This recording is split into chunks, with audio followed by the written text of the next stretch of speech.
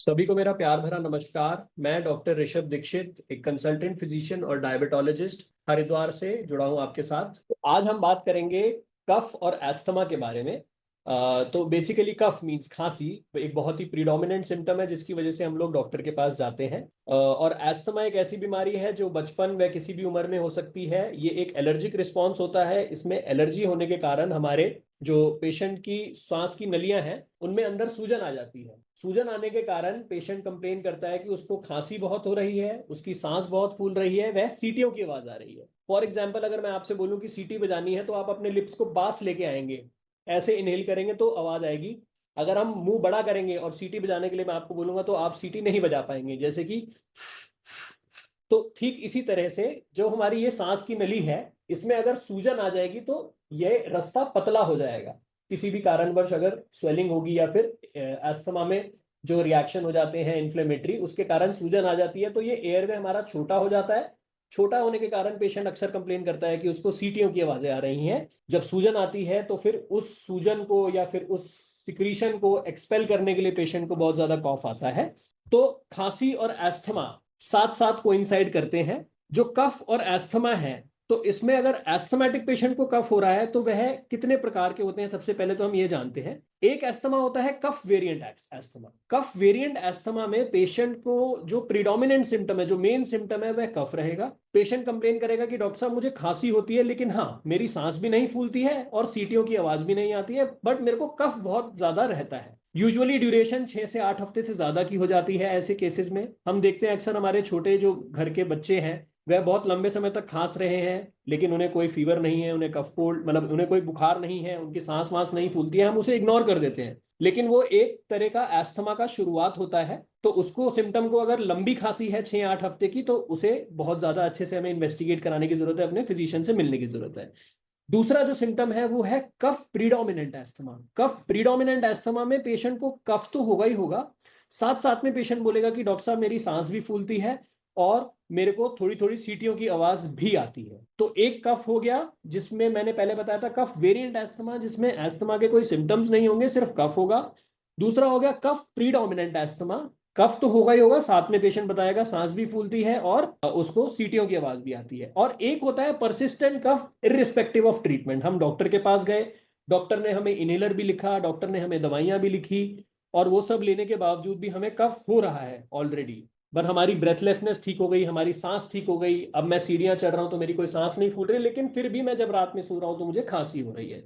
तो उसे persistent cough despite of treatment के दर्जे में दिया गया। तो यूजुअली कफ एक ऐसा सिम्टम है कि हमें इसको जैसे मैंने पहले बताया इग्नोर नहीं करना चाहिए। अब जो कफ वेरिएंट एस्थमा है वो क्यों होता है? जो कफ वेरिएंट एस्थमा, जिसको हम CVA शॉर्ट फॉर्म में बोलेंगे, उसके मेनली कारण क्या है? एक तो मैंने बताया था जो इन्फ्लेम्ड एयरवे है, जो हमारी सांस की नलियां हैं उसमें बहुत ज्यादा सूजन आ गई, तो वो एरिया थोड़ा छोटा हो गया, वहां पे सिक्रीशन आ गए, उसमें हो गया। फिर कुछ सेंसिटिव एयरवेज होती हैं, क्योंकि जो एस्थमेटिक पेशेंट होते हैं उनकी एयरवे वैसे ही बहुत हाइपर रिस्पॉन्सिव होती है।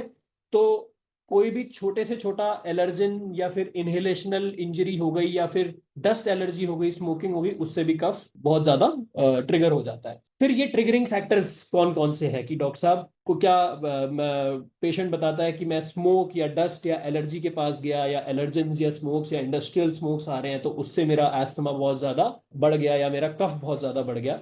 दूसरा है घर में अगर पेट एनिमल्स होते हैं तो उनके जो हेयर्स होते हैं, फ्यूम्स होते हैं, उनसे हो जाता है। दूसरा डस्ट माइट्स होती हैं घरों में, जब मौसम बदलता है, चद्दर पर्दे साफ होते हैं तो उसकी डस्ट एलर्जी से हो जाती है।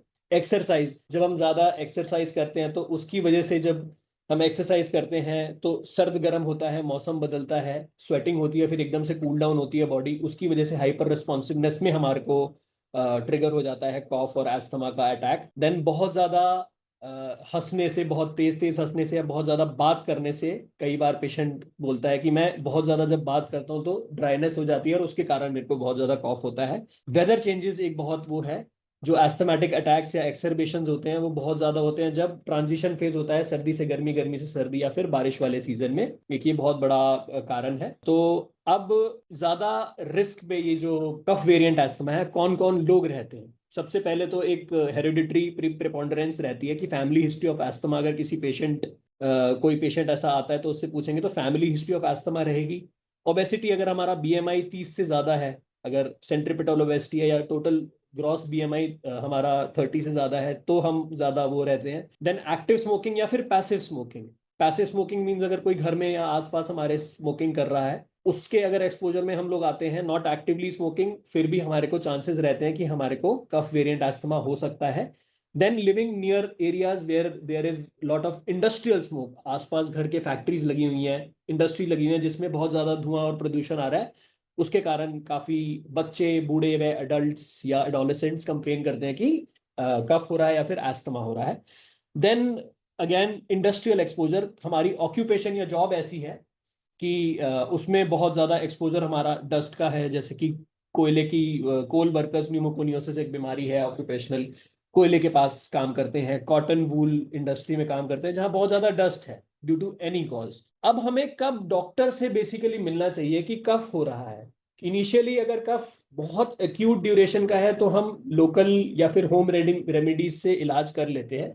But any cough which is of duration more than 6 to 8 weeks, 6 से 8 हफ्ते हो गए आपकी खांसी ठीक नहीं हो रही है, सबसे पहले तो तब आपको डॉक्टर के पास जाना है। दूसरा, अगर आपकी हार्ट बीट बहुत ज्यादा तेज हो रही है तो आपको डॉक्टर के पास जाना है। आपको सांस लेने में बहुत ज्यादा परेशानी हो रही है, आप तेज तेज सांस ले रहे हैं, आपका रेस्पिरेटरी रेट बढ़ रहा है, तो आपको डॉक्टर के पास जाना है। चौथा ये है कि अगर आप देखें आपकी फिंगर टिप्स ब्लू हो रही हैं, आपके लिप्स ब्लू हो रहे हैं, तो आपको डॉक्टर के पास जाना है। पांचवा एक फैक्टर होता है कि जब आप बहुत ज्यादा कंफ्यूज हो रहे हैं, मतलब एस्थमा इतना ज्यादा हो गया है कि हमारा जो फेफड़ा है वो कार्बन डाइऑक्साइड और ऑक्सीजन को अच्छे से इंटरचेंज नहीं कर पा रहा है, तो शरीर में कार्बन डाइऑक्साइड की मात्रा बढ़ने के कारण एक कंफ्यूजनल स्टेट आ जाती है, पेशेंट ड्राउजी हो जाता है, बेहोश वाली स्थिति हो जाती है, तो तुरंत इमरजेंसी में जाना है। खुद के अंदर से सीटी आ रही है, वीजिंग हो रही है, तब भी हमें एक बार हेल्थ केयर प्रोवाइडर से जरूर मिलना चाहिए। इमरजेंसी में कब कब जाना चाहिए? अगेन मैंने बताया, जब बहुत ज्यादा कंफ्यूजनल स्टेट है, सांस ज्यादा फूल रहा है, फीवर आ रहा है ड्यू टू एनी कॉज जो कि नहीं जा रहा है, हार्ट बीट बढ़ रही है, रेस्पिरेटरी रेट बढ़ रहा है, तो इसमें हमें तुरंत इमरजेंसी में जाके डॉक्टर से मिलना चाहिए। डायग्नोसिस बेसिकली जो कफ वेरिएंट एस्थमा का है वो मैंने जैसे पहले भी बताया कि वो एक ड्यूरेशन या हिस्ट्री और क्लिनिकल एग्जामिनेशन पे हो जाता है, जैसे कि 6 से 8 हफ्ते की खांसी विद एसोसिएटेड सिम्टम्स, अगर कोई है फीवर वगैरह तो ठीक है, नहीं तो फिर चेस्ट एग्जामिनेशन पे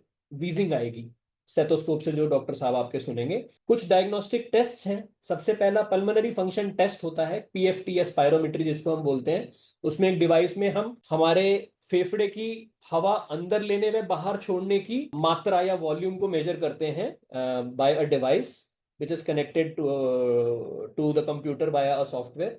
तो उसमें कितनी तेज और कितनी वॉल्यूम में हमारी हवा चेंज हो रही है फेफड़े द्वारा, वो चेक होता है, जिससे हम एयरवे नैरोइंग का पता लगा लेते हैं। तो वो एस्थमा और सीओपीडी का बहुत अच्छा टेस्ट है। एसोसिएटेड इन्फेक्शंस अगर हैं तो एक्सरे या फिर सीटी स्कैन छाती का कराने में हमें बहुत वो मिलती है, हेल्प मिलती है। फिर एक टेस्ट होता है ब्रोंको प्रोवोकेशन टेस्ट, इसमें हम पेशेंट को कुछ ऐसे फ्यूम्स सुंगा देते हैं जो हाइपर रिस्पॉन्सिवनेस होती है। तो अगर एक नॉर्मल इंडिविजुअल को सुंगाएं या फिर एक एस्थमेटिक को सुंगाएंगे, तो अगर एस्थमेटिक को सुंगाएंगे या किसी पेशेंट को एस्थमा उसको वो फ्यूम सुंगाएंगे तो उसकी डिस्निया बढ़ जाएगी बहुत ज्यादा, क्योंकि उसमें एकदम से हाइपर रिस्पॉन्सिव रिएक्शन होगा और उसकी एयरवे पतली हो जाएगी, तो फिर उसको ब्रेथलेसनेस शुरू हो जाएगी। चौथा एक क्लिनिकल ट्रायल है कि डॉक्टर आपको नॉर्मली इनहेल्ड कॉर्टिकोस्टेरॉइड्स और कुछ ब्रोंकोडायलेटर्स दे देगा जो सांस की नलियों को फुला दें और सूजन को कम कर देंगे।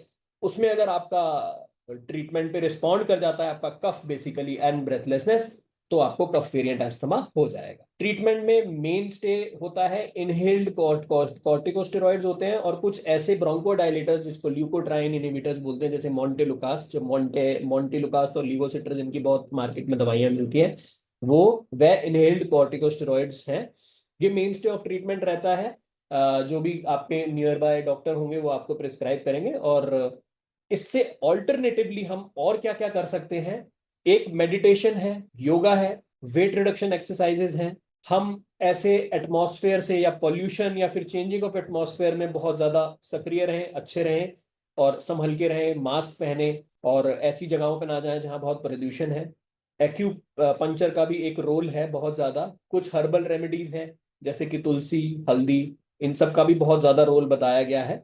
अब इससे बचे कैसे, इस बीमारी से, या कफ वेरिएंट एस्थमा से, या कफ और एस्थमा या एस्थमेटिक पेशेंट जिसको कफ हो रहा है, इससे बचे कैसे? तो सबसे पहला तो वही है कि prevention is better than cure.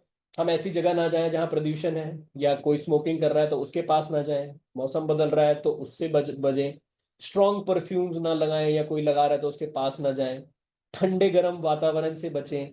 जब एक्सरसाइज करके आए या वॉक करके आए एकदम से स्वेटिंग है तो ठंडे पानी में एकदम से नहा लेते हैं बिना पसीने सुखाए, वो चीज से बचें। एसी में बैठे हैं एकदम से और तुरंत एकदम बाहर चले गए, उससे बचना है। एसी के टेम्परेचर को भी 25-26 पे रखिएगा, ताकि टेम्परेचर वेरिएशन बहुत ज्यादा ना हो जो आपके इस कफ या एस्थमा के अटैक को ट्रिगर करे। एक ये हो गया। दूसरा, पेशेंट को पता रहना चाहिए, एक चार्ट बनाना चाहिए कि किस मौसम में बेसिकली उसको ये प्रॉब्लम ज्यादा हो रही है, कौन से दिन उसके लिए बहुत अच्छे हैं और कौन से दिन उसके लिए बुरे हैं। बुरे मीन्स उसको कफ के अटैक्स बहुत ज्यादा हो रहे हैं, या फिर उसको सांस लेने में ज्यादा दिक्कत हो रही है। तो वो डॉक्टर की भी हेल्प करता है और पेशेंट भी अपनी ट्रीटमेंट को मॉनिटर कर पाता है कि डोज या फिर इनहेलेशनल स्टेरॉइड्स या इनहेलर्स का प्रयोग कब ज्यादा करना है, कब एसओएस में करना है, या कब रेगुलरली करना है। दूसरी बात है, ऐसे पेशेंट्स में जिनको एस्थमा होता है या सीओपीडी होता है या किसी भी सांस की बीमारी होती है, इनको छाती का इन्फेक्शन होने का बहुत ज्यादा खतरा रहता है। तो यूजुअली हम लोग क्या करते हैं कि इनको इन्फ्लुएंजा न्यूमोकोकल वैक्सीनेशन करवाते हैं हर पेशेंट की। प्रेफरेबली यही जो मौसम ट्रांजिशन का फेज आता है, तो August is the best time for any asthmatic और सीओपीडी पेशेंट, या जिसको भी फेफड़े की लंबी बीमारी है या जिसके फेफड़े कमजोर हैं, उनको अगस्त में इन्फ्लुएंजा और न्यूमोकोकल वैक्सीन लगा लेनी चाहिए, ताकि उनकी बॉडी प्रिपेयर हो जाए बाय सितंबर अक्टूबर। तो उनको ऐसे वाले निमोनियाज नहीं होंगे और उनकी हॉस्पिटलाइजेशन की फ्रीक्वेंसी या इंसिडेंस या ड्यूरेशन कम हो जाएगी, कि वो उनको वो वाला इन्फेक्शन न्यूमोकोकल और इन्फ्लुएंजा नहीं होगा। तो बस मैं यही आशा करता हूं कि सारे लोग इस वीडियो के माध्यम से वह जागरूक रहें, अपने कफ और एस्थमा पे कंट्रोल करें। कोई भी छोटी से छोटी और बड़ी से बड़ी दिक्कत होती है तो अपने निकट फिजिशियन या फिर पीडियाट्रिशियन से जाके संपर्क करें। बिना डॉक्टर के सलाह के दवाई मत लीजिए। और लंबी खांसी अगर चलती है, बेशक कोई सिम्टम नहीं है, सर बस मेरा बेटा खांसता है, उसको सूखी सूखी खांसी आती है, कभी कभी रात को सोते हुए आ जाती है, कभी ज्यादा बोलते हुए आती है, अगर ऐसा भी है और उसकी ड्यूरेशन 6 हफ्ते से ज्यादा है, तो अपने पीडियाट्रिशियन या फिर अपने निकट फिजिशियन से जाके जरूर मिलिएगा। और आशा करता हूं कि आप लोग स्वस्थ रहें। जय गंगा मैया। मैं डॉक्टर ऋषभ दीक्षित हरिद्वार से आपसे इजाजत लेता हूं।